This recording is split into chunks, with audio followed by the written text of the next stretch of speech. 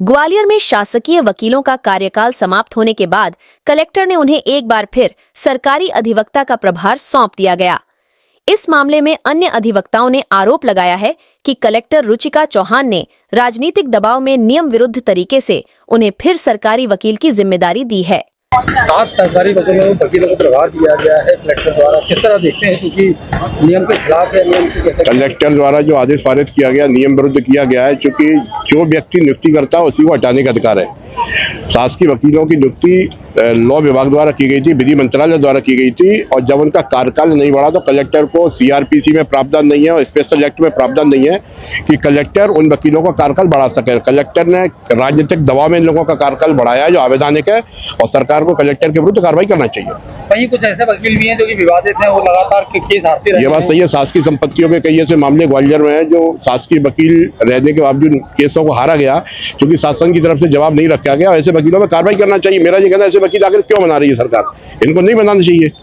ऐसे वकीलों को तत्काल हटाना चाहिए जिनके खिलाफ करप्शन के कई मामलों की शिकायतें दर्ज है, उन शिकायतों का निराकरण नहीं हुआ। कलेक्टर द्वारा जो आदेश पारित किया गया है वो अवैधानिक है। कलेक्टर के विरुद्ध मध्य प्रदेश की सरकार को कार्रवाई करना चाहिए। हाँ, कलेक्टर द्वारा राजनीतिक रसूख के चलते ही आदेश पारित किया गया। और मेरा ये मानना है, अगर कलेक्टर पर राजनीतिक रसूख है तो आपको ओपिनियन लेनी थी महाधिवक्ता से। आपको आपके शासन में और भी लोग हैं, उनसे ओपिनियन लेने के बाद इनकी नियुक्ति करनी थी। बाकी अगर आप उनसे पूछेंगे, उनके पास विधि का कोई सिंगल ऐसा दस्तावेज नहीं है जो वो कह सकें कि मेरे द्वारा विधि का पालन करते हुए यह नियुक्ति सही की गई है, अवैधानिक नियुक्ति की गई है उनके द्वारा। ग्वालियर कलेक्टर रुचिका सिंह चौहान ने 7 जो वकीलों का 10 मई को कार्यकाल खत्म हो गया था, उनका कार्य विभाजन उन्होंने 21 मई को कर दिया था, लेकिन फिर से उनको कार्य सौंप दिया। क्या नियमों में ऐसा है? नहीं है। यह सीधा विधायी विभाग द्वारा जो आदेश पारित किया जाता है, ये उसको एग्जीक्यूट करते हैं। At the most executive committee के मेंबर होते हैं, इनके पास कोई पावर नहीं है। जो आदेश पारित किया गया है वो विधिक रूप से अनाधिकृत आदेश है, ये इसलिए ऐसा आदेश चलने योग्य नहीं है। लेकिन सरकार है, कुछ तो अभी चल रहा है यहाँ पर।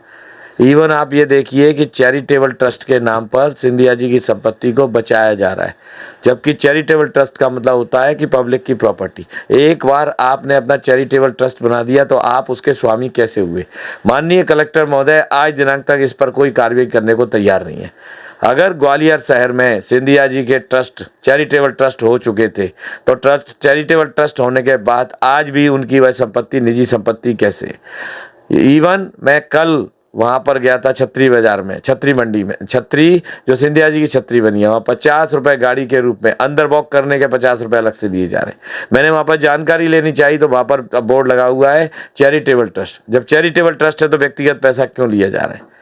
कोई बताने को तैयार नहीं है। पूरे शहर में सिंधिया जी की संपत्तियां फैली हुई हैं और वो सिंधिया जी की व्यक्तिगत संपत्तियां मानी जा रही हैं। यदि उनकी गहराई तक जाया जाए तो वो सारी की सारी चैरिटेबल ट्रस्ट की संपत्तियां।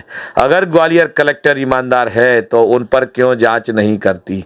ये रुचिका चौहान कलेक्टर की ईमानदारी पर प्रश्न चिन्ह उठता है। प्रश्न चिन्ह इस बात पर उठता है कि यदि संपत्तियां चैरिटेबल ट्रस्ट की हैं तो वह सिंधिया जी की निजी संपत्तियां कैसे हुई? अगर आप राजनीतिक दबाव में कार्य नहीं कर रहे हैं तो क्यों नहीं जांच की जा रही इस बात की? सवाल है कि सरकारी वकीलों की भी आपने प्रभार दिए हैं। सरकारी वकीलों को तमाम तरह सवाल उठ रहे हैं कि आपने गलत तरीके से, अन्य तरीके से प्रभार। कांग्रेस सवाल उठा रही है, तमाम सारे वकील हैं वो भी सवाल उठा रहे हैं। उसमें प्रावधान है लॉ में, सवाल उठा बिल्कुल सकते हैं, जिसको भी उचित लगे उठा सकते हैं। लॉ मिनिस्ट्री के जो स्टैंडिंग गाइडलाइंस है उसके साथ को उसको ध्यान में रखते हुए किया गया है और उसके संबंध में पीएस लॉ को हमने इन्फॉर्म भी किया है।